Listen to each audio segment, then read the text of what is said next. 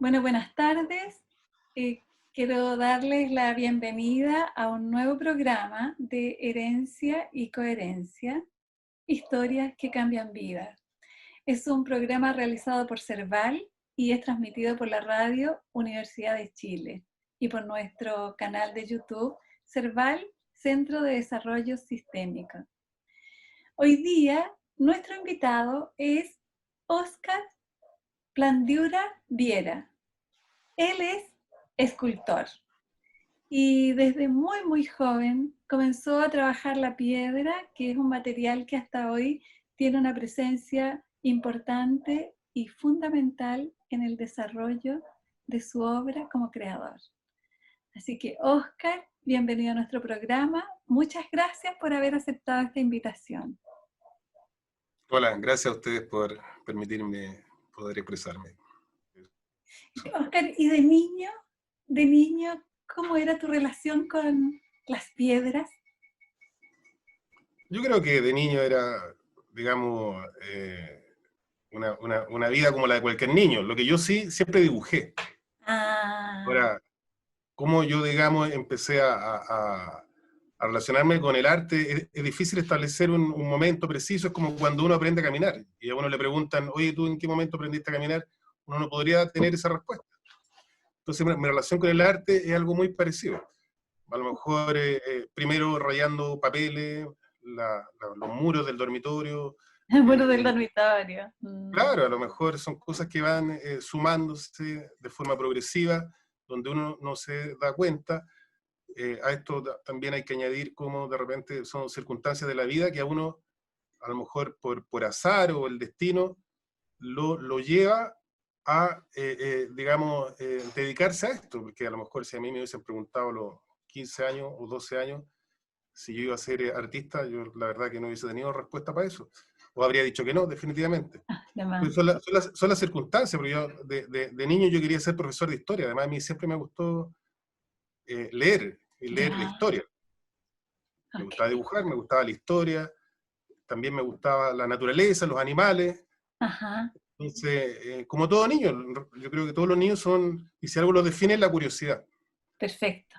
La curiosidad y que, al menos lo que yo pienso, la curiosidad se va perdiendo con el paso de los años. Yo creo que Con eso el es un valor pasado. que los seres humanos no debiéramos de ir postergando, dejando de lado. Ajá. Entonces yo creo que la curiosidad en mi persona es, digamos, como lo más importante a la hora de querer dedicarme ya definitivamente al arte. Ajá. Eso fue lo que te acompañó. ¿Y cómo fue, cuáles fueron las circunstancias de la vida que te fueron llevando a... Es lo que yo te decía, estas cosas son de forma progresiva. Primero, Sí, ya te decía, la curiosidad, el querer observar cosas que a lo mejor otras personas ponían atención, digamos, en cosas diferentes. A mí siempre me interesó el tema de la naturaleza, los animales, y eso traducirlo en el dibujo. Era muy ok. observador respecto de mirar los edificios, los ornamentos de los edificios, los árboles también. Ajá, Eso eran a lo mejor formas escultóricas para mí. de Lo que yo te más. decía, los edificios, la arquitectura. Entonces mi acercamiento a este tema fue de forma progresiva y por esa vía. Perfecto. Entonces, a lo mejor el, el- el tipo de escultura o de arte que yo hago tiene, digamos, un vínculo más fuerte con lo que, digamos, es el arte más tradicional. Genial. Por eso la piedra, la piedra está vinculada con la historia misma del hombre. Ajá, sí. Pero lo que yo te decía, eso no es suficiente para haber realizado lo que yo hago ahora, Ajá. porque por circunstancias que no tenían que ver necesariamente con dedicarme al arte, yo ingresé a una escuela que era de artesanos. Oh, qué O sea, potente. claro, ¿Y una escuela eso? que hoy día ya no existe y que dependía, mira qué curioso esto y qué singular, de SEMA Chile. SEMA Chile Ya. era una organización, yo no sé si hoy día existe, que dependía de la señora Lucía Pinochet.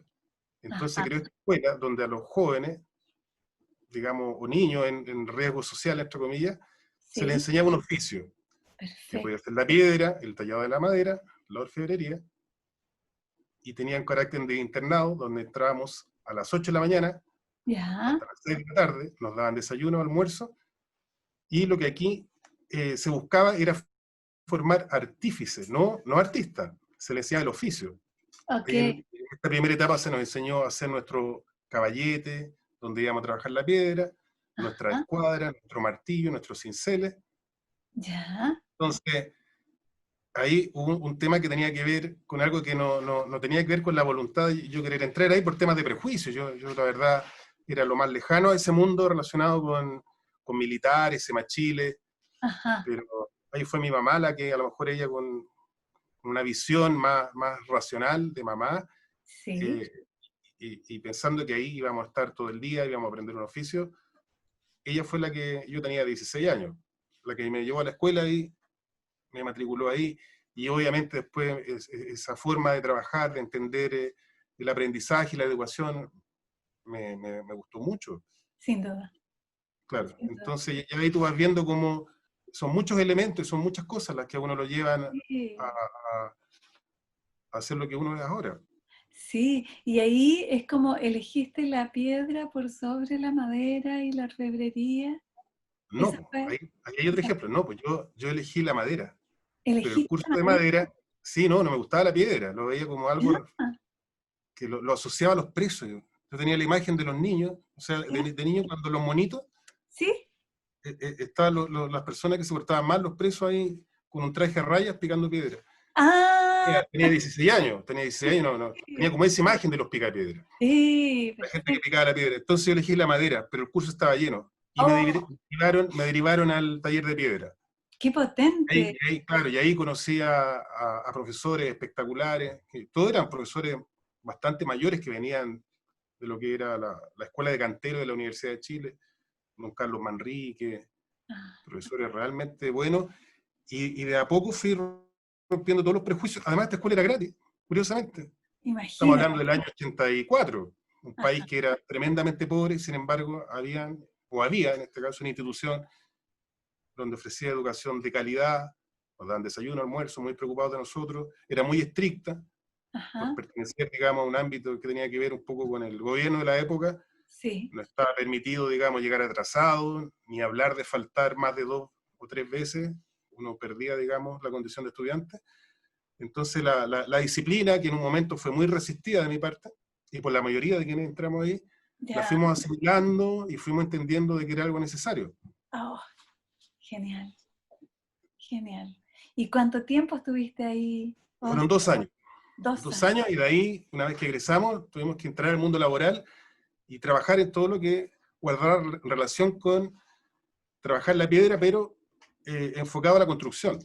Los edificios, escaleras de piedra, columnas de piedra, con Ah, todo lo que digamos, implica ese mundo de la construcción, donde la gente llega a las 7:30 de la mañana, a las 8 de la mañana, sí, y son 8 o 9 horas de trabajo bastante intensas. de más. Entonces, y todavía en esa época no tenía contemplado ser artista, digamos. Me Yo, imagino. yo, yo sabía, claro, que no quería ser toda la vida un maestro, digamos, trabajando ahí en piedra y en ese mundo que es tan sacrificado. Eso sí lo Así es. tenía claro, porque tenía 18 años, 19 años. 18 años, sí. Claro. Entonces, de forma progresiva, claro, dentro de este mundo de la construcción de la piedra, aparecieron trabajos específicos que me llevaron a poner atención digamos, un enfoque más artístico, como hacer leones de piedra, Oh, ornamentos con cierta complejidad, ya. y por eso te decía yo, porque esto es una suma de pequeñas historias, de experiencias, y como Sí. yo de niño dibujaba, y estaba el interés por la historia, a mí siempre me interesó mucho leer de Leonardo da Vinci, de Miguel Ángel, y de verdad que al aprender de historia, uno logra también fortalecer sus convicciones. Así Porque es. uno piensa en el caso de Leonardo da Vinci, tenemos un nombre a Leonardo da Vinci, ¿qué tiene que ver da Vinci en esto? Bueno, pocos saben que Leonardo da Vinci, de partida, era hijo ilegítimo, disléxico. Muchos no saben que tenía problemas conductuales, déficit atencional. Su padre nunca le puso mucha atención y ni siquiera sabía latín, a diferencia, por ejemplo, de Miguel Ángel.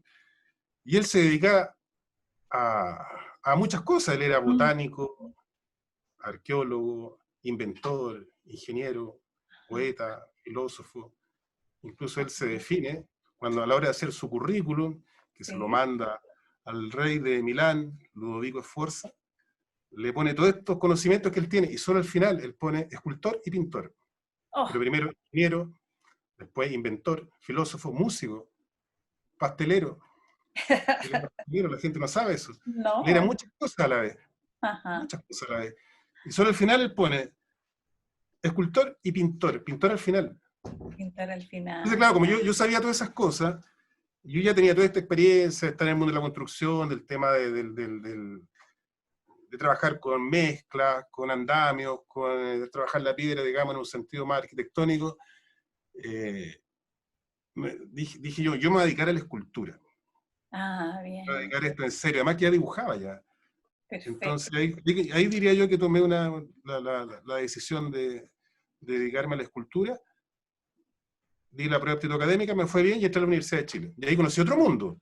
Otro A pesar mundo. de que claro, ya tenía 19 años, yo ya llevaba trabajando varios años, había estado en esta escuela que yo le describía, que fue fundamental para romper prejuicios, Ajá. de que todas las personas tienen luces, sombras también, cosas luminosas, y claro, no aunque uno piense que las personas son malas, tienen cosas positivas también. Así es. Y los regímenes, digamos, políticos, aunque hayan sido malos, casi en un 90%, tienen pequeñas luminosidades o Así es. aspectos luminosos. Yo, digamos, rescato esta escuela, porque Perfecto. era gratis, nos daban almuerzo, desayuno, y aquella persona, estudiantes, la mayoría éramos estudiantes pobres, que necesitaba una merienda a media mañana o en la tarde, no tenía ningún problema en comer algo más. Y curiosamente, ya han pasado de eso, no sé, 35 años, yo no conozco ninguna escuela que tenga esas características.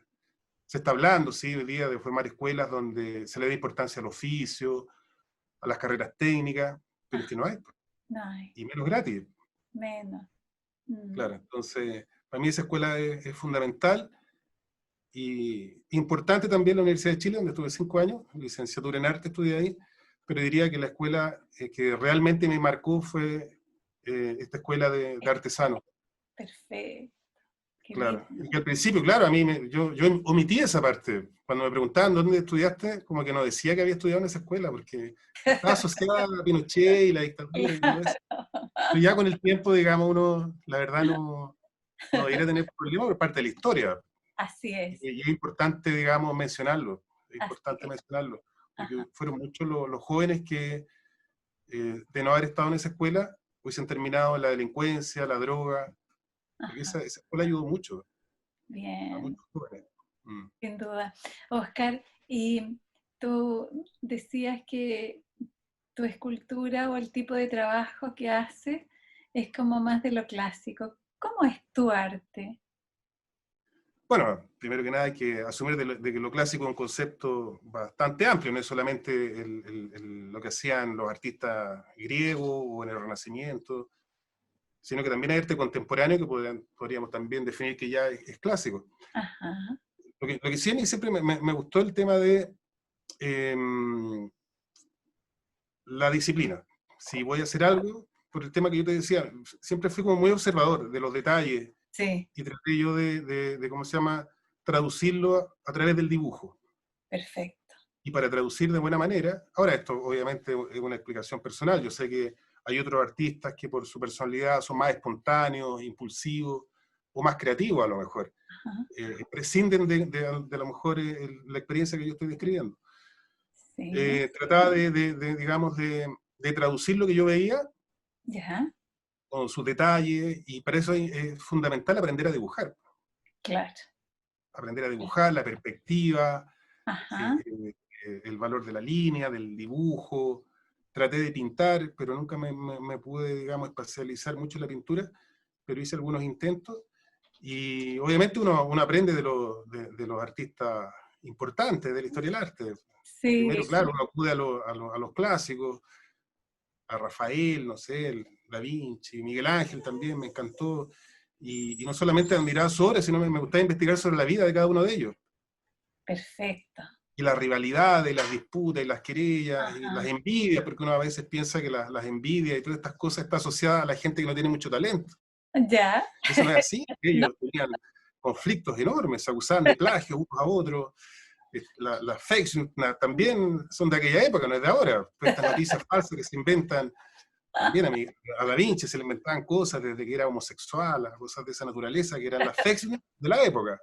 Y me imagino que también había farándula en esa época. Sin Porque duda. a Rafael, porque eran los tres grandes del Renacimiento de Florencia, eran Miguel Ángel, Rafael y Da Vinci, se le inventaban cosas, que él era un mujeriego, que era un vividor. Entonces, todas esas cosas a mí me apasionaban mucho. No solamente digamos, la obra de arte, lo que ellos pintaban, lo que ellos esculpían, sino la vida de ellos. Y Sí. claro, y uno ahí se da cuenta que los seres humanos hemos sido siempre iguales, siempre iguales. Entonces hay cosas que hoy día, claro, a nosotros nos sorprenden y la verdad que no nos deberían de sorprender porque estas cosas han existido siempre y en todo momento y a todas las personas. Ajá. Sí. Entonces, la importancia de los clásicos, no solamente del Renacimiento, también los grandes maestros de la escultura en Chile. Samuel Román, yo antes de entrar a la universidad o de tener los conocimientos formales, yo dibujaba las estatuas que estaban en la Alameda, estos Oh, monumentos públicos, caballos, estos monumentos ecuestres, yo los dibujaba, los observaba y era algo que a mí siempre me deslumbró. ah, Sin saber que yo me iba a dedicar a la escultura, me gustaban porque me gustaban nomás. claro. Entonces, ya cuando me estaba formando como escultor en la universidad, me tocó conocer profesores que habían hecho muchos de esos monumentos que ya estaban viejitos, algunos Sí. estaban vivos. Entonces, claro, esa es una experiencia que, digamos, para mi persona, yo tenía 19 años, era algo súper importante, haberlos conocido. Sin Juan duda. Ellenón, Héctor Román, Ah, grandes maestros de la escultura. gran maestro, sí. Bueno, que también podría definirlo como artistas clásicos, digamos. Aún haciendo escultura contemporánea, en mi opinión, yo creo que también constituyen artistas clásicos en su tema. Ujú. ¿Y cómo fue esto de producir tus primeras obras, Oscar? Es lo que yo te comentaba, a lo mejor las primeras obras eran estos rayados que yo hacía en las paredes del dormitorio. Ajá. Estaba haciendo dibujos en los cuadernos, en vez de escuchar al profesor, si habían materias que no me interesaban, yo recuerdo que me ponía a dibujar. Ay, Dibujar. Entonces, claro, son cosas, lo que te decía yo, son cosas progresivas, o sea, te sí. puse el ejemplo cuando, si alguien me pregunta o yo te pregunto a ti, bueno, ¿tú cuándo aprendiste a caminar? Tú tampoco vas a tener respuesta porque fue algo de a poquito, te das cuenta. Entonces, yo no sabría decir en qué momento empecé a hacer obra. Ajá. Lo que sí puedo decir, que tal vez cuando entré a la universidad, como que y respecto de la creación o de hacer obras propias, hubo una involución. Porque Ya. lo que muchas veces hace la formación académica es ir coartando, limitando, poniendo límites a la creación de las personas, porque todos los seres humanos somos, digamos, creadores en potencia. Así es. Como decía Picasso, dijo que él pintar de forma académica, como los grandes maestros como Rafael, le tomó varios años.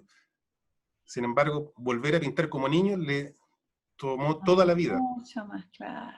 Claro, entonces uno tiene que después empezar en un periodo de tratar de prescindir de muchos de estos conocimientos para que pueda realmente eh, aparecer la personalidad propia, Así es. la propia creación. Ajá. Entonces, es difícil porque, y yo creo que hoy día eso también es complejo con toda la información que hay respecto a con la Internet. Hay Ajá. plataformas, digamos, donde te permite conocer, ya no es importante viajar ni conocer museos, a través de un celular tú puedes conocer todos los pintores que quieras, todos los escultores que quieras. Ujú. Entonces, ¿cómo poder prescindir de toda esa información para hacer una propuesta personal y honesta, en definitiva, y no caer en copias? Perfecto. Sí, sí. Oscar, ¿y tu familia? ¿Cómo se vivió este recorrido tuyo? ¿Cómo se lo ha vivido? Eh, yo creo que en un principio con cierta distancia, Ya, porque claramente cuando yo entré a esta escuela, yo tenía 16, la escuela esta de formación de artesanos, yo tenía sí. 16 años, 16 años.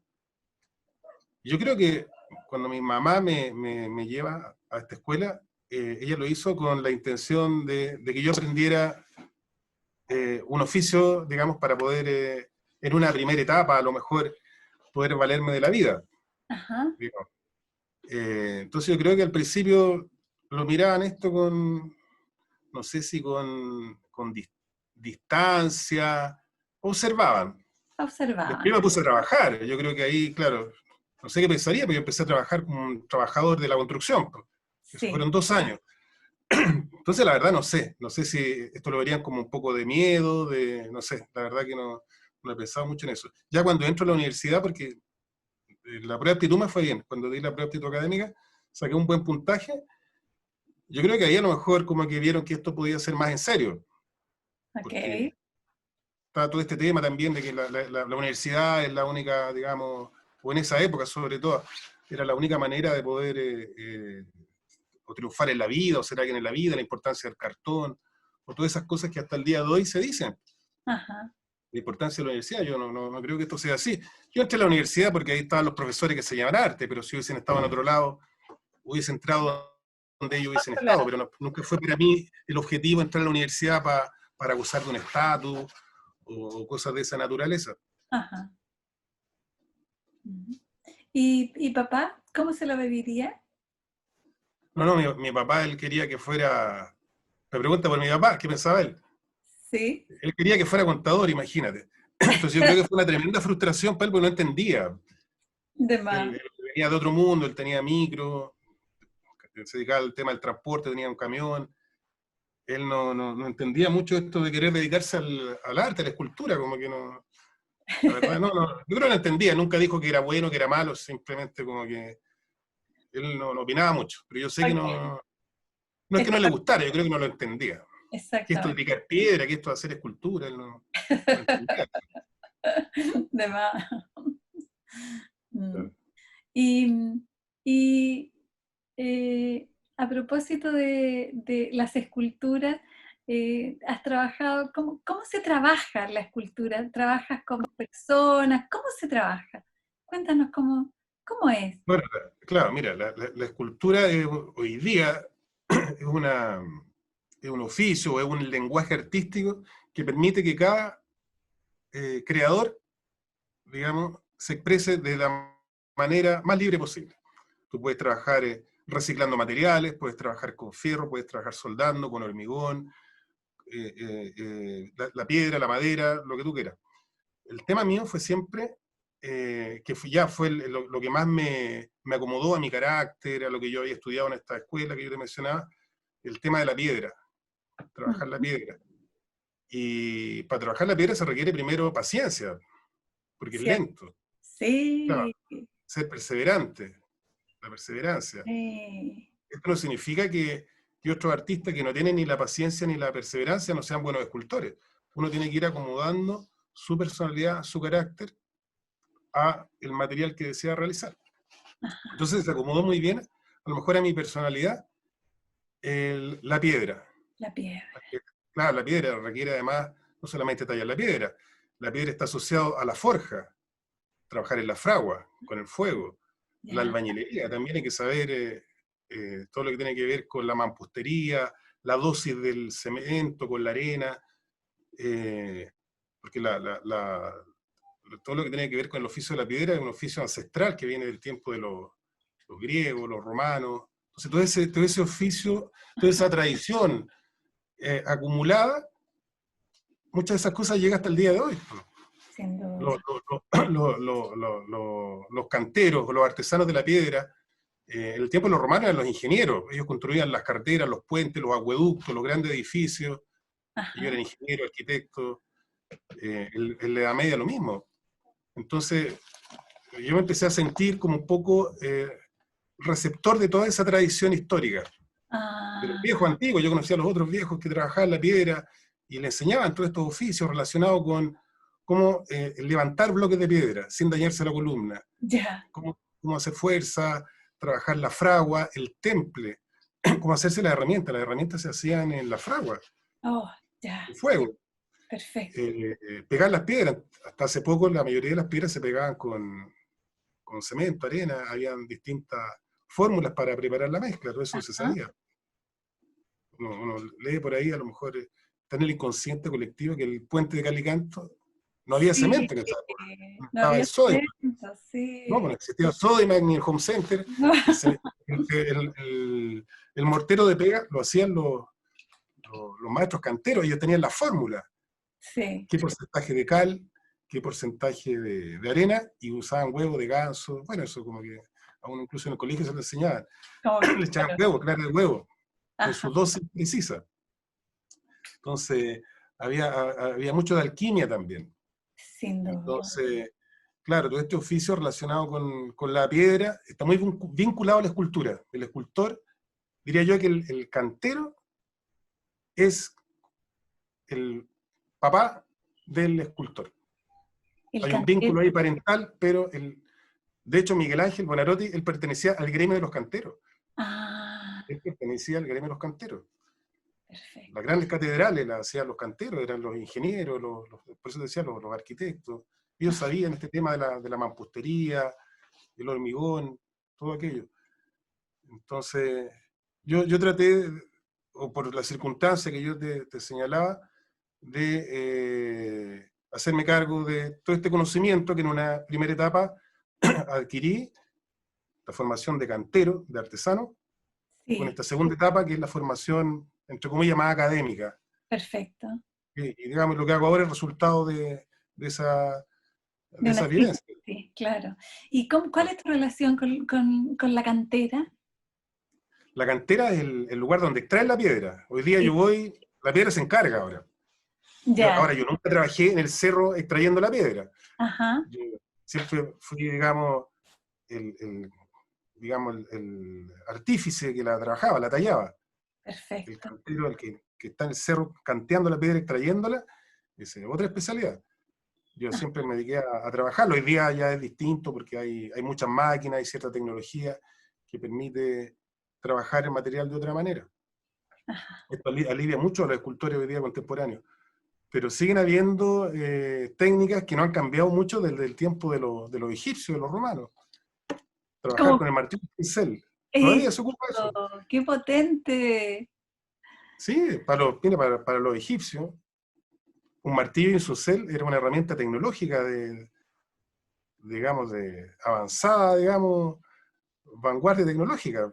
Me imagino. Después cuando los fierros se empiezan a perfeccionar, se llega al acero, las calidades de acero, eso también era tecnología para la época.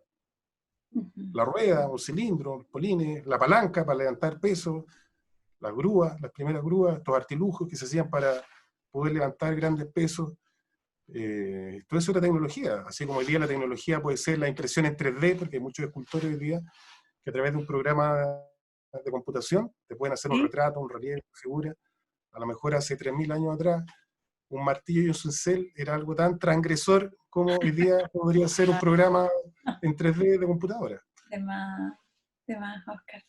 Oscar, ¿y cómo se incluye este trabajo tuyo? ¿Cómo, qué, qué, qué tiempo toma? Yo me acuerdo, estabas diciendo en la escuela de artesanos, trabajabas, ibas desde la mañana hasta las 6 de la tarde. ¿Cuál es Claro, hoy claro, lo día? que pasa es que esa escuela todavía funcionaba con el formato, a lo mejor del año 1900, donde la disciplina era algo que era, digamos, Fundamental, irrenunciable. irrenunciable. Claro, nosotros entrábamos a las 8:30 de la mañana. Si tú llegabas 5 minutos más tarde, simplemente te ibas para la casa. Ay, Si ya. durante 3 veces llegabas atrasado, no volvías más a la escuela. Oh, Entonces, claro, para una persona que tiene 16 años, eso lo va marcando de manera mucho más eficiente, de que a lo mejor una persona que ya tiene 26, 27 años, a lo mejor no hubiese aguantado una semana ahí. ajá. Entonces uno eso lo va absorbiendo, lo va simulando. Por eso te decía yo, a mí me marcó mucho más el haber ingresado a esta escuela que a la Facultad de Arte de la Universidad de Chile, y yo ya tenía 20 años. Claro. Tampoco era una persona muy mayor, pues tenía 20, pero sin embargo, esta escuela sí que puedo decir que me formó en aspectos que al día de hoy son esenciales, que tiene que ver con la disciplina, la responsabilidad, el orden de la El herramienta. orden. Además, nosotros teníamos un director ahí que era un coronel. Ya. No sé, muy, lo que pasa es que situarse en el año 84, 1984, teníamos un coronel. Po.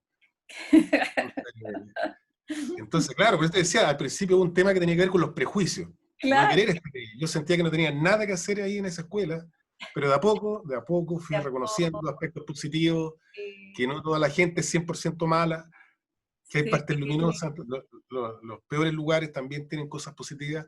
ajá, Y yo me quedé con lo bueno, la sí, disciplina. Lo primero que el profesor nos dijo, háganse sus herramientas. Le ya, vamos a enseñar a hacer su escuadra, su martillo, sus cinceles, el mesón donde ustedes van a trabajar. Después vamos a pasar a una segunda etapa, y hacer un cubo de piedra. Después un trabajo un poco más sofisticado, con más dificultad. Entonces todo fue de forma muy progresiva, ordenada, todo muy disciplinado. Y, y bueno, y hoy día eso uno lo valora de, de sobremanera, que eso haya sí. sido así. Oscar, y, y la frustración, ¿cómo se conducía la frustración de Del primer pronto? día, del primer día, Y esa que tomar se un quiebra. martillo, claro, no lograba achuntarle al cincel, me pegaba en las manos, en los dedos, claro que me costó mucho. Lo malo es que Sí, uno dibujaba, lo que uno proyectaba tenía que hacerlo después la piedra, no es lo y mismo lo lo que uno se hiciste. imagina, claro, o traducir una forma sencilla en un plano. El profesor nos Sí, pasaba ahí, ya, van a hacer un octógono, una forma geométrica, hágamela en piedra. Claro, hay todo un tema ahí de cómo traducir eso que está en un papel a un pedazo de piedra, pues, es difícil. claro, Entonces, claro, el primer momento sí, hubo mucha frustración, que de no haber sido por un carácter a lo mejor un poco, digamos, obsesivo puede ser, a lo mejor. Si a lo mejor uno lo lleva al psiquiatra o psicólogo, le va a encontrar que uno tiene rasgo obsesivo o no sé qué cosa. Claro, eso yo creo que ayudó mucho a no doblegarse a la adversidad. ah, bien, Yo creo que, claro, de ahí para adelante cualquier cosa, o no cualquier cosa, pero hasta los proyectos más complejos, uno sabe que los puede realizar, ¿no? puedes Se sacar, puede hacer, ¿no? ajá, Se puede hacer, todo se puede hacer. todo se Entonces, y por eso es importante la historia, conocer, leer, saber lo que han hecho los antepasados, todo lo que les costó.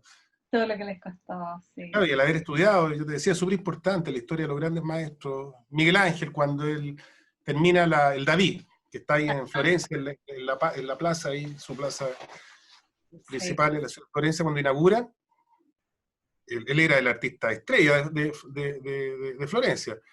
Fue toda la ciudad y todos lo aplaudían y lo alababan, que era un genio. Miguel Ángel era un genio. Y él le responde que si ellos hubiesen sido testigos de todo lo que a él le costó hacer el David, no podrían decir que es un genio, que es un ser humano. A él le costó mucho, él dormía al lado de la piedra. Y él sí. tardó años, años. Mm. O sea, hoy día para un joven decirle que un trabajo le va a tomar años, no lo va a entender. No, no, En años en hacer el David, años. Y dormía sí. con la piedra. Y además él no era muy amigo de tener ayudantes, él no le gustaba tener muchos ayudantes. Ujú. Prácticamente él trabajaba solo. Entonces, si Miguel Ángel hizo esa obra, sin Preciosura. ser un genio, él habrá tenido genialidad, pero no, Ajá, digamos, restarle mérito, es quitarle esfuerzo. claro. Con la Capilla Sixtina, el tipo quedó ciego prácticamente. Ay, sí. Pintar ahí de espalda, ahí le caía en la cara, en los ojos. Pero sí. Eso no es producto de un genio, eso es el esfuerzo, la paciencia, la perseverancia, la curiosidad, la obstinación. Entonces, a veces esos son aspectos que no se les da la relevancia que debiera dársele. Como que decir que el tipo fue un genio es restarle mérito Es como a que lo todo hizo esto. de magia, como magia. Claro, es como que le bajó la inspiración y lo Y hizo. David y ya.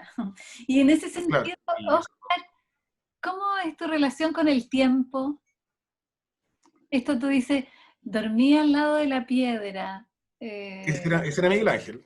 Miguel Ese era Ángel. Miguel Ángel. Claro, Sí, bueno, Miguel Ángel dormía al lado de la piedra, sí. claro, sí, digamos hay que asumir de que, bueno, ahora yo estoy haciendo un monumento importante, que es Víctor Jara, que es un bloque de 50 toneladas. Ya. este trabajo va a tardar más de un año. Más de Calculo 14 meses. Llevo 6 meses trabajando. ya. Entonces, claro, cuando llegue el bloque, primero lo veo en la cantera, que es un cerro gigante. O sea, si yo empiezo, digamos, a proyectar cómo lo voy a terminar, la verdad que es para deprimirse, pero uno sabe que esto tiene que ver con la perseverancia. Primero elegir el bloque, extraerlo, llevarlo al taller, ir respetando cada una de las etapas para poder llegar al resultado final. Porque si no, esto se torna una verdadera pesadilla. Sin duda. Entonces, claro, tiene que ver con eso, con la paciencia, ir de a poco, ir respetando lo Es que como ir yo te como señalaba. paso a paso a paso. Sí, sí. ¿Cómo se ha construido la tecnología o este mismo sistema por el cual nosotros hoy día estamos conversando? Sí. Eh, Esto es la suma de pequeños inventos, Y alguien que va complementando lo que el anterior inventó, se le agrega una nueva cosa, un nuevo adelanto, un nuevo perfeccionamiento, ajá, y al final, ni siquiera al final, digamos, esto quién sabe en qué va a terminar, a lo mejor van a haber imágenes que van a permitir proyectar personas como si estuvieran frente a uno, pero es la suma de, del aporte que cada persona o cada generación de inventores hace. Y eso ha sido desde la radio, la televisión, los videos, los celulares. O sea, si uno hace un pequeño recuerdo de cómo empezaron los celulares. O sea, yo me acuerdo cuando apareció el primer celular, era una cosa verdaderamente revolucionaria. De un celular es cualquier cosa menos un teléfono. De un computador, tiene GPS, tiene cuánta cosa. Y eso es producto de la suma de pequeños granitos de arena que se le van agregando a un invento original. sí. Eh, Oscar, ¿y esta obra que estás haciendo, cuándo se termina una obra? Mira, más allá del plazo formal, condicionado por los contratos y todo aquello, es difícil, tan difícil como empezar una obra es saber cuándo uno la termina, Sí, en qué momento uno termina la obra. Por eso yo siempre voy a los clásicos, vuelvo de nuevo a Miguel Ángel. Hay muchas obras de Miguel Ángel que él las dejó inconclusas. A lo sí. mejor, hablando de Miguel Ángel, a lo mejor el mismo Miguel Ángel tuvo ese problema de saber en qué momento terminó la obra. Y hay una serie de esclavos ahí que son unas obras, unos personajes que están liberándose del mármol, están tratando de salir de la piedra, Sí, que son figuras a medio concluir. Y muchas de las obras de Miguel Ángel tienen inacabado, no están completamente terminadas. Tiene ajá, la piedra ahí viva, ahí, sin haber sido trabajada en algunas partes, porque a lo mejor él también dudó, pues, si era un ser humano Miguel Ángel, ¿no? Yo dije que no era un género, era un ser humano como todos nosotros. ujú. Tiene que haber pensado cuándo termino, en qué ¿Cuándo momento termino. termina? Ujú, Muchas obras están sin terminar, ni hablar de Da Vinci, vamos a hablar de otro genio. Gran parte de sus obras no están terminadas, ya ujú. sea porque él era muy perfeccionista, él muchas veces no terminaba las obras, las dejaba inconclusas. Sí, En su afán a lo mejor de querer buscar la perfección, no las terminaba. Ni siquiera la Gioconda, nunca la terminó. ajá, Y en ese cuadro se demoró 10, 15 años, 15 años en una obra, un cuadro que tampoco es tan grande, y no está terminado, nunca lo terminó. ajá, sí. Entonces, ¿para qué hablar de todo su infinidad de proyectos para hacer estatuas, caballos, máquinas de guerra, máquinas de asedio, obras de ingeniería, helicópteros, parapentes? Ujú, Nada de eso logró ser concluido, ya sea por razones técnicas, de financiamiento. Entonces, para el artista yo creo que obsesionarse con terminar una obra, yo creo que no debiera ser lo relevante. Yo creo perfecto. que lo importante es asumir el desafío y dejar que la creatividad fluya. Y Ajá, lo demás, bueno, es algo que ya no va a depender de uno. Por eso te ponía estos dos ejemplos, estos dos grandes personajes de la historia del arte que se vieron enfrentados a estos mismos conflictos. a estos mismos conflictos. Oscar, ¿y cuándo tú sabes que una de tus obras está terminada? ¿Cómo es soltar esta obra? Para que se vaya así como... Claro, mm, sí, es difícil, claro, es difícil. mm, sí, Pero cuando, digamos, uno siente que está la satisfacción de que realmente está el objetivo cumplido. Ah, Ahora, en lo personal yo pienso que uno nunca debe ser autocomplaciente con lo que uno está realizando, porque eso a uno le impide seguir perfeccionándose, tanto en ok. el dibujo, en la observación, siempre tiene que estar presente la no conformidad Ah, con lo que uno está haciendo. o sea, siempre podría Entonces, ser perfectible. todas las cosas son perfectibles, y eso yo Perfecto. creo que ha ayudado a que la humanidad haya, o estemos en permanente, entre comillas, todo esto lo digo, en permanente desarrollo, evolución, tratando de buscar el perfeccionamiento como el celular. Supongámonos que todas estas empresas de tecnología concluyeran hoy de que la verdad hemos logrado que el iPhone 10, no sé en qué número van, es ya, hasta aquí llegamos, esta es la perfección. Llegamos, sí. No, ellos van a seguir innovando con mayor tecnología, Ah, abaratando costos, que llegue a la mayor cantidad de personas, que esto sea algo barato, con mayor resolución de imagen. Entonces, yo creo que en el arte opera, y en la escultura en lo particular, opera esa misma, o debiera de opinar, digamos, de primar ese mismo espíritu, de querer ir perfeccionando cada vez más lo que uno está realizando. ujú, Si bien, somos autocomplacientes, eso un poco como que inhibe lo que yo te señalo. perfecto. Oscar, y estaba pensando en esto de la historia y la trascendencia. ¿Cómo significas o qué es para ti? ¿Cómo te vives esto de lo efímero del ser humano? Lo, esta transitoriedad, ¿no? Entre la vida, en el nacimiento y la muerte. Bueno, yo creo que ese es un tema que ha atormentado, yo creo que esa es la palabra, atormentado al hombre desde que tiene conciencia de que se va a morir. Sí. Yo pienso a lo mejor que los perritos, el perrito por ahí no sabe que se va a morir. Pero ya Ajá. cuando el ser humano, me imagino yo, toma conciencia de que son finitos y que van a morir, se ven enfrentados a un conflicto tremendo que los debe haber atormentado.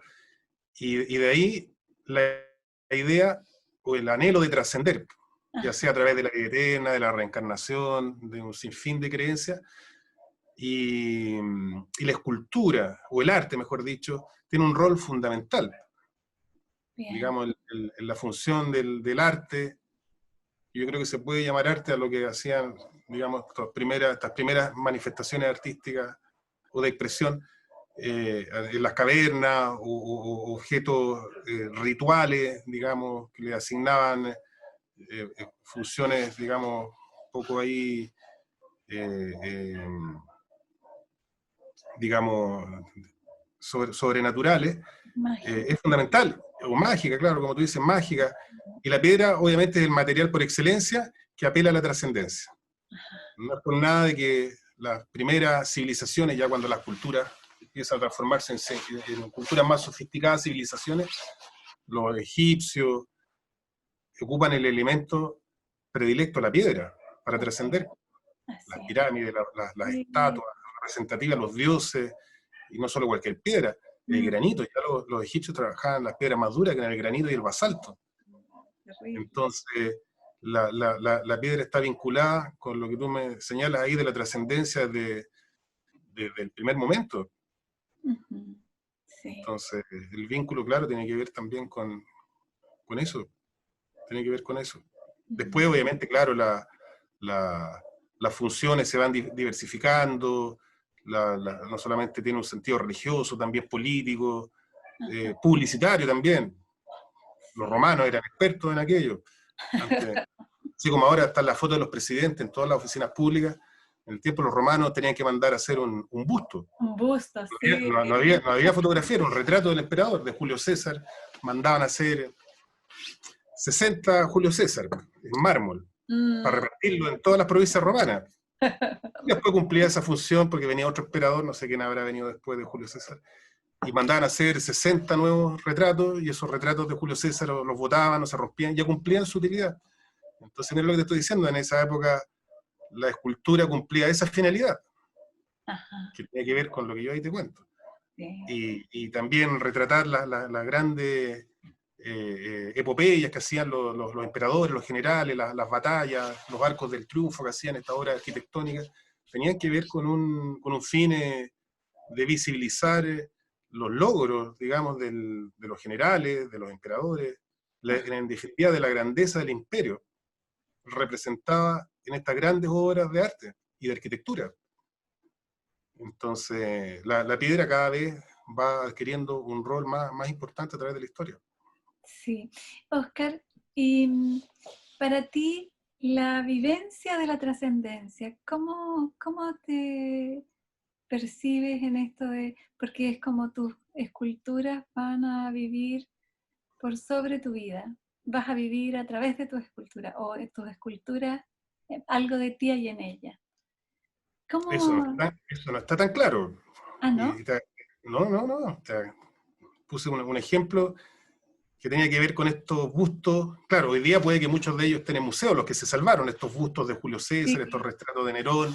Claro, pero sí. la finalidad de esas obras era finita, tenía que ver con como los retratos que están hoy día del presidente en las oficinas públicas. Una vez que haya cambio de gobierno, esos retratos salen de ahí. Pues. La foto habrá sido muy artística, pero ese retrato ya de ahí se va, y vendrá un nuevo retrato. Entonces, respecto a lo que yo hago, eso ya no va a depender de mí, va a depender de que esa obra logre, o esa escultura logre, digamos, empatizar o conectarse con las personas que ya sea lo adquirieron, o si esta estatua o monumento está en un espacio público, si la ciudadanía digamos, logra conectarse con ella. Ajá. Pero hay muchas variables que ya no dependen incluso de la calidad de la obra, por lo que yo te señalaba, porque la obra de arte no solamente tiene, digamos, méritos artísticos, sino que, y la historia así lo ha demostrado, ha cumplido finalidades, Otras digamos, funciones. políticas. Ajá. Claro, ya ves tú cuando han caído todos estos regímenes dictatoriales o no dictatoriales, Hussein, lo primero que cae y es el símbolo de la caída del régimen de Saddam Hussein, cuando CNN muestra al mundo como la estatua cae. Ajá. La Sí. misma gente bota la estatua y cae ahí. O cuando caen los regímenes socialistas, la caída de estas estatuas de Stalin, Lenin, en Varsovia, en Praga, la gente se desquita con las obras de arte. Ay, sí. Si uno revisa la historia, bueno, incluso sin ir más lejos, aquí en octubre, fuimos testigos de cómo las muchedumbres iban y volteaban estos símbolos y caían los perros de Valdivia, los Sí. Arturo Prat. Ajá. Entonces, claro, es un tema complejo, es un tema complejo. Complejísimo. Complejo. Sí, en Roma también, pues cuando la cristiandad toma el poder político, lo primero que arrasa es con todas las estatuas que ellos consideran paganas, Ah, independiente de los méritos que hoy día sí sabemos que los tenían. Pero estas grandes obras de arte terminaron todas tumbadas, las botaron, las rompieron todas. Entonces, es un tema complejo, un tema complejo. Ahora, claro, yo tampoco puedo tener la pretensión de saber que voy a trascender a través de mi obra, eso yo no puedo dar respuesta a esa pregunta. Ahora, claro, a lo mejor le gustaría, pero eso ya no depende de uno. cierto, sí. Y Oscar, es como, yendo como más a la persona, es como, para ti el amor, El amor, ¿qué pasa con el amor? ¿qué pasa con el amor? Bueno, lo que nos pasa a todos los seres humanos, digamos, los artistas, no perdemos la capacidad de amar. Pues. Ahora, existen distintos tipos de amor. Sí, El amor de pareja, que yo creo que eso es lo que tú me estás preguntando.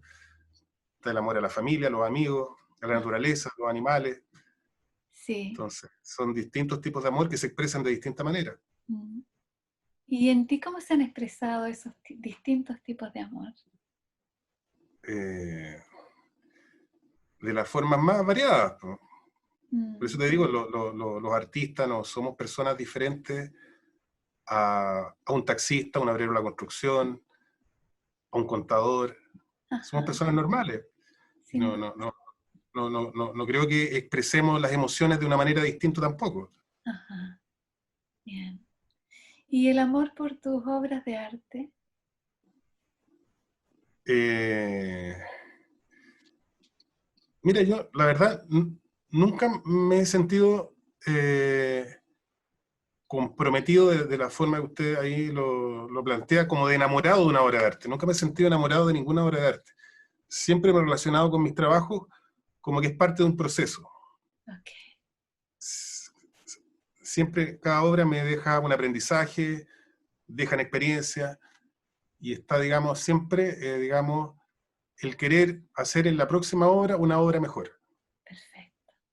Bien. Entonces, yo creo que el enamoramiento de lo que uno hace, yo creo, en mi caso personal, yo creo que no es un buen consejero o consejera. Ok. Enamorarse de las obras que uno hace, porque eso a uno le impide crecer, y le impide desarrollarse, impide una autocrítica, y Ajá. por eso que siempre estoy poniendo estos ejemplos de los iPhones, de la Sí. tecnología que hoy Sí. día uno los asombra. Si todos esos científicos se enamoraran de cada uno de sus inventos, les impediría seguir evolucionando y Mm, desarrollándose. de más. Oscar, ¿y los duelos, las pérdidas? ¿Cómo te has vivido las pérdidas? Eh, claro, ese es un tema también. Hace, eh, bueno, uno tiene que entender de que uno es una persona finita que no va, digamos, vivir eternamente. Mm, Y, y eso uno tiene que estar consciente para poder día a día vivir la vida con la mayor intensidad posible. genial. Ahora, claro, cuando la muerte está presente en seres, porque además uno piensa que, o sea, ya es una cosa irracional, uno cree que nunca se va a morir, pero Mm, sabe que finalmente va a morir. Uno cree que los demás se van a enfermar, los demás se van a enfermar de COVID-19, que a uno nunca le va a pasar sí. nada, Ujú. pero ya cuando la muerte está cerca de uno, ya sea por un familiar, una persona cercana, Ajá. claro, ahí hay que hacer esfuerzos por asumir una conducta racional por respecto de que es la naturaleza de la vida. Y yo sé Ujú. que hay personas que les cuesta más que a otras, hay a lo mejor una primera reacción de rebelarse, porque además cada situación es especial, digamos. La, la muerte, digamos, no siempre es lo mismo, una cosa de naturaleza o de instinto, no es lo mismo que muera un hijo a que muera un abuelo. Así Si es. muere el abuelo de alguien va a ser dolorosísimo, pero es parte de la naturaleza. Ajá. Tal vez en el segundo, o sea, en el primer ejemplo, claro, ahí hay un sentimiento, me imagino, de mayor rebeldía y de no asumir con mayor facilidad eso. Entonces, todas las muertes, si bien es cierto, son algo terrible, doloroso, dependiendo del caso, se van a asumir de distinta naturaleza, de distinta manera. Sí. ¿Y el dolor, Oscar, cómo te lo vives tú el dolor? El dolor también es parte de la vida. Para que haya dolor, es porque también existe la alegría Sí. y el goce. Tienen que estar las Ajá. dos cosas. Perfecto. Ahí uno tiene que tratar de buscar, de encontrar el equilibrio, pero Ujú. no prescindir ni del dolor ni de estas cosas, sino tratar de convivir con aquello de la ¿Cómo mejor que? manera. Ajá. Bien. Es un poco lo que vamos a tener que vivir de aquí para adelante con esta enfermedad, tratar de convivir de la mejor manera Ajá. y asumir de que esto llegó hasta que se invente una vacuna, tratar de convivir de la mejor manera. Eso va a significar cambiar formas de relacionarnos y de convivir unos con otros. De más, sí. Oscar, estamos en el cierre de nuestra entrevista y yo quería decirte que eh, la última pregunta, ¿cómo has vivido tú este tiempo de confinamiento COVID? ¿Cómo te lo has vivido? Eh, Mira, primero, yo creo que a todos nos pasó lo mismo, ¿no? Que esto lo veíamos como algo lejano, esto es algo que ocurría muy lejos, que ocurría en China, que nunca iba a llegar a Chile, y de a poco fuimos tomando conciencia de que esto era como algo que se iba acercando cada vez más, ya cuando esto empezó a extenderse a otros países, empezó esto a tomar fuerza en España, en Italia, sobre todo, llegaban todos estos testimonios a través de, sobre todo, las redes sociales. Claro, yo creo que ahí empezó, yo creo que una preocupación, yo creo que para todos esos testimonios que aparecían en las redes sociales, pero aún así, como que en mi caso personal, yo decía, es muy difícil que esto llegue acá. Y uno todavía cree que estas cosas de que está la cordillera, de que está el Océano Pacífico, que está el desierto, como que estas cosas son muy difíciles que lleguen a Chile. Sí. Pero no es así, pues después uno informándose, por eso siempre es bueno que la gente se informe, lea, que a través de un, no sé, pues de un producto que viene a través de Amazon, comprarse un cinturón, un ejemplo. Alguien compra un cinturón que lo empacan, lo fabrican en China y lo empacan allá en un avión. A lo mejor la persona que le echó la cajita en China estaba con COVID. Ajá, Entonces, claro, todas esas cosas lo hacen sentir a uno súper vulnerable de que estos problemas cada vez van a ser problemas a nivel del planeta, globales. así es. Ya no son problemas sanitarios que están circunscritos a una región o a un país. Son situaciones que tienen que ver con todo el planeta. Con todo. Entonces, claro, un poco de angustia primero, porque son fenómenos nuevos. Son Ujú. fenómenos nuevos, pero también eh, estoy consciente de que no es la primera vez de que el ser humano se ha enfrentado a estos fenómenos. Han habido a través de la historia pandemias que han sido más implacables, digamos. La peste negra en la Edad Media no es que mató a, no sé, al 0,1% de la población que ahora, sino que un tercio de Europa falleció, el 30%. El 30%, y la humanidad no se vino abajo, el mundo siguió funcionando y floreció con mayor ímpetu, con mayor fuerza, mayor creatividad. Vino el Renacimiento, Ujú. floreció la literatura, la filosofía, el arte, aparecieron los Miguel Ángel, los Donatello, los Da Vinci, los Rafael, los Bernini. Todo eso vino después de la peste negra. Ajá, sí, Entonces, junto con esta angustia viene la racionalidad también, porque es perfecto. natural, pues, todos los seres humanos tendemos a angustiarnos, las noticias son desgarradoras, pero hay que estar consciente de que el ser humano nunca va a perder su capacidad de soñar, de crear, de sobreponerse a la adversidad, y de esto vamos a salir adelante. Perfecto. Oscar, me quedo con tus sueños, me quedo con estas luces y sombras en cualquier contexto, más allá de los juicios y prejuicios. Y me quedo con la obra y la piedra. Muy bien, Gracias por estar en esta entrevista. Muchas, muchas gracias, Oscar. muy bien, gracias a ti, gracias.